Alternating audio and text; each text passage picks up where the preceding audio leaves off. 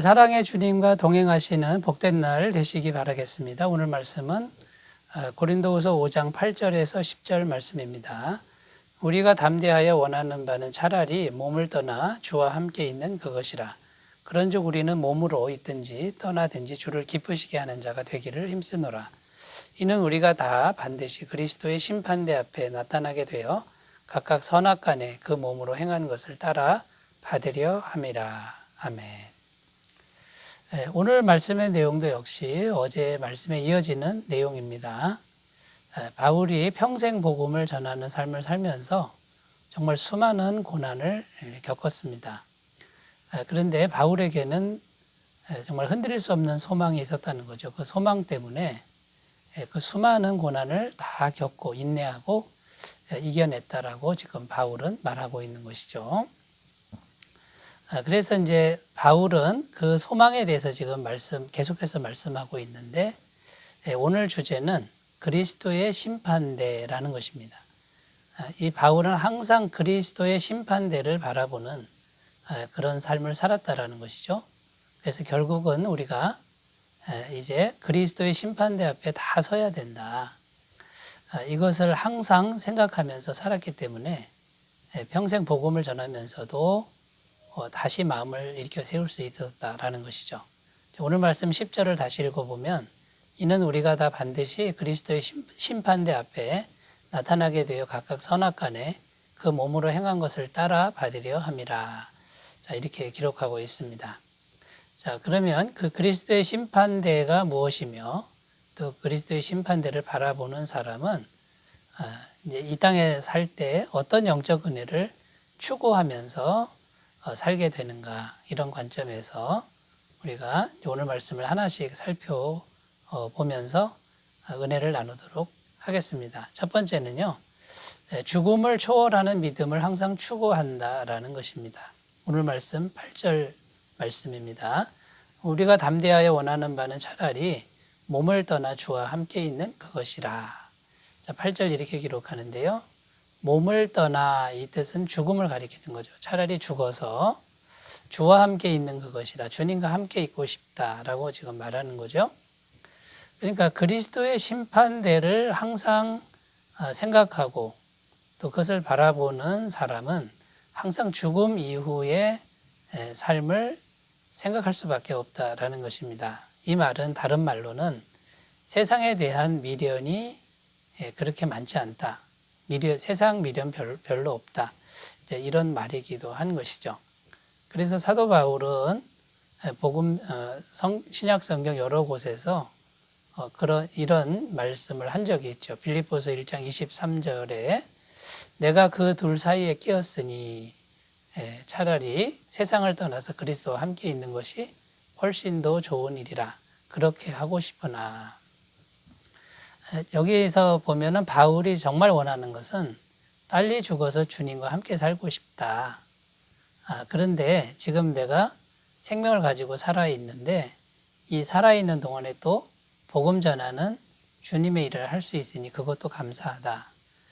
그러니까 살아있는 것도 좋고 죽어도 좋다. 그러나 내가 정말 원하는 것은 빨리 죽어서 주님과 함께 있고 싶다. 지금 이렇게 말을 하고 있는 거죠.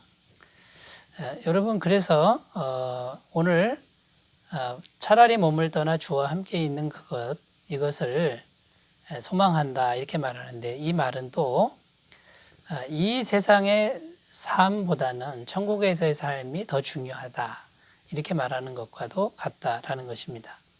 자, 그럼 이 세상의 삶을 무시하는 것이냐? 이제 그거는 결코 그렇지 않지요. 천국에서의 삶이 훨씬 더 중요하지만 지금 이 땅에서의 삶도 중요한데 이 삶을 천국에서 볼 때 정말 가치 있는 삶이 되도록 그렇게 살 것이다 라는 의미가 되는 것입니다. 여러분, 오늘 우리가 살아가는 이 하루의 삶이 과연 천국에서 볼 때 얼마나 가치 있는 삶인지 우리가 오늘 말씀을 통해서 서로 각자가 돌아보셨으면 좋겠습니다. 그래서 바울은 이 땅에서 살아가는 동안에 가장 가치 있는 삶이 무엇일까 이것을 생각하다가 영생의 복음을 전하는 것을 자신의 인생의 전부로 삼았던 것이죠. 빌립보서 3장 8절 말씀에 보면 모든 것을 해로 여김은 내 주 그리스도 예수를 아는 지식이 가장 고상하기 때문이라. 내가 그를 위하여 모든 것을 잃어버리고 배설물로 여김은 그리스도를 얻고. 그래서 모든 것을 해로 여겼다 이 말은 이 세상에 귀한 것을 말합니다.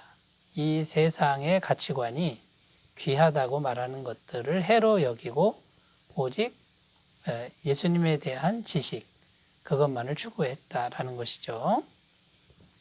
그리고 천국에서의 관점에서 봤을 때 정말 가치 있는 그런 삶을 살기 위해서 복음을 전했다고 그랬죠. 그 복음을 전할 때 당연히 고난이 오는데 그 수많은 고난에도 낙심하지 않았던 이유가 바로 이 죽음을 초월하는 믿음이 있었기 때문이다라는 것입니다. 여러분, 오늘 우리가 말씀을 대했는데요. 우리의 지금 삶은 어떤 삶입니까? 죽음을 초월한 믿음 안에 있는 삶입니까? 아니면 이 땅을 위한 삶입니까? 이것을 우리가 좀 더 진지하게 고민해보는 귀한 시간이 되셨으면 좋겠습니다. 첫 번째는 죽음을 초월하는 믿음을 항상 추구한다라는 것이었고요. 자, 두 번째 주제입니다. 두 번째는요, 살든지 죽든지 주님을 기쁘시게 하는 삶을 추구한다라는 것입니다. 9절 말씀입니다. 그런즉 우리는 몸으로 있든지 떠나든지 주를 기쁘시게 하는 자가 되기를 힘쓰노라. 그러니까 살든지 죽든지 주님을 기쁘시게 하는 그런 목표를 가지고 살아간다라는 것인데, 우리가 그리스도의 심판대 앞에 서게 될 것이기 때문이라는 거죠. 여러분, 주님을 기쁘시게 한다라는 말을 우리가 생각해 보면요, 주님을 기쁘시게 하는 것의 반대말이 무엇이겠습니까? 그거는 나를 기쁘게 하는 것이죠. 나를 기쁘게 한다 이 말은 나의 이기심을 만족시키는 겁니다. 결국 주님을 기쁘시게 하는 것이란 인간의 이기심을 극복하는 것을 의미하는 것이죠. 그래서 이제 우리가 나의 이기심을 내려놓고 주님을 기쁘시게 하는 그런 이제 삶을 위해서 우리가 구체적으로 이제 해야 될 일들이 있습니다. 이 땅에서 어떤 일을 해야 될까요? 첫 번째는 예배라고 할 수 있습니다. 예배. 하나님은 예배를 기뻐하십니다. 예배가 구약에서는 제사인데요.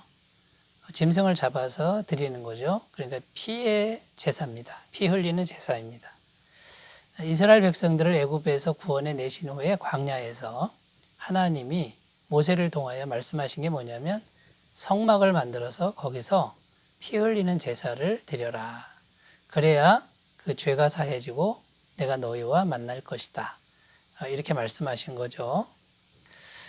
그래서 이 죄사함이 있어야 하나님이 함께 하시고, 하나님이 함께 하셔야만 하나님의 보호와 공급하심과 또 하나님의 생명, 하나님의 능력이 백성들에게 주어지는 것이죠.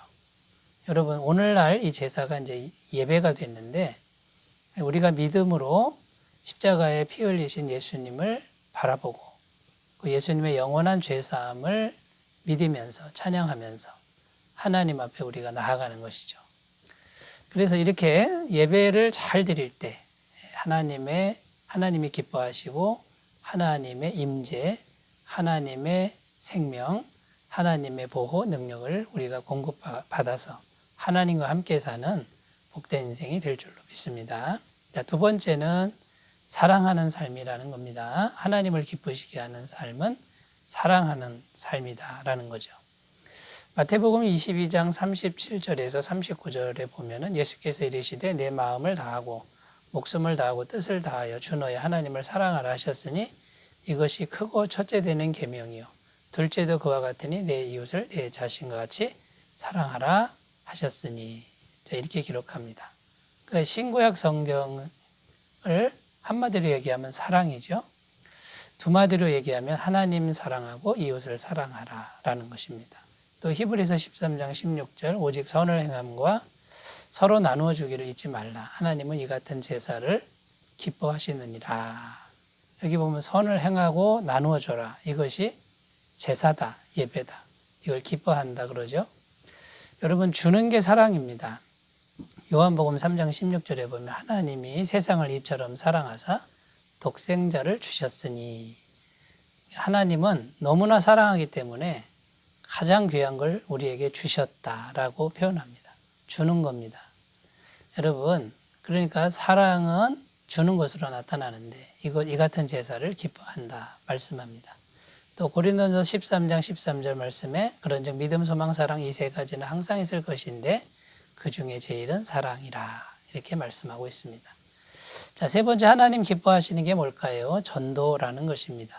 전도는 주님의 지상 대명령이죠. 마태복음 28장 19절 20절 그러므로 너희는 가서 모든 민족을 제자로 삼아 아버지와 아들과 성령의 이름으로 세례를 베풀고 내가 너희에게 분부한 모든 것을 가르쳐 지키게 하라. 볼지어다 내가 세상 끝날까지 너희와 항상 함께 있으리라 하시니라. 지상 대명령이었습니다. 전도는 주님이 기뻐하시는 것이고요. 디모데후서 4장 2절 너는 말씀을 전파하라. 때를 얻든지 못 얻든지 항상 힘쓰라. 범사의 오래 참음과 가르침으로 경책하며 경계하며 권하라. 이렇게 말씀하고 있는 것입니다. 살든지 죽든지 나의 만족보다도 주님을 기쁘시게 하는 삶이 되셨으면 좋겠습니다. 자, 마지막 세 번째입니다. 세 번째, 그리스도의 심판대를 바라보는 그런 믿음은요, 그리스도의 심판대 앞에 설 것을 대비하는 삶, 예비하는 삶을 산다라는 겁니다. 10절입니다. 이는 우리가 다 반드시 그리스도의 심판대 앞에 나타나게 되어 각각 선악간에 그 몸으로 행한 것을 따라 받으려 함이라. 이렇게 말씀합니다. 여기서 이제 심판대가 나오는데 이 심판은요, 누구는 천국 가고 누구는 지옥 가는 이제 그런 심판대의 의미가 아닙니다. 여기 우리가 다 이렇게 됐을 때 우리는 성도를 의미하죠. 구원받은 사람들을 의미합니다. 그러니까 우리가 구원받은 이후에 성도로서 삶을 살지만 그 성적표가 매겨진다라고 이렇게 해석하시면 좋겠습니다. 구원받은 이후에 삶이 다 다르지 않습니까? 그러나 그리스도의 심판대 앞에 가면은 상급이 있다라고 성경은 말하고 있습니다. 그 상급이 어떤 건지는 모르지만, 그래서 선악간에 심판하신다 이렇게 되어 있는데, 그리스도 중심으로 살았다 그러면 선이고, 나 중심으로 살아가는 것은 악이 되는 거죠. 그러니까 이것은 구원이냐 아니냐의 문제가 아니라 구원받은 이후에 얼마나 신실하게 충성되게 살았느냐, 이제 이런 문제가 되는 것이죠. 그런데 여기 보면 그리스도의 심판대 앞에 나타난다 이렇게 되어 있는데, 이 나타난다라는 단어가 파네로 데나이라는 단어인데, 속에까지, 속 심령까지 다 드러나는 것을 이제 의미하는 것이죠. 그러니까 겉모양뿐만 아니라 속 성품이나 마음까지도 다 심판대 앞에서 심판을 받게 된다라는 것입니다.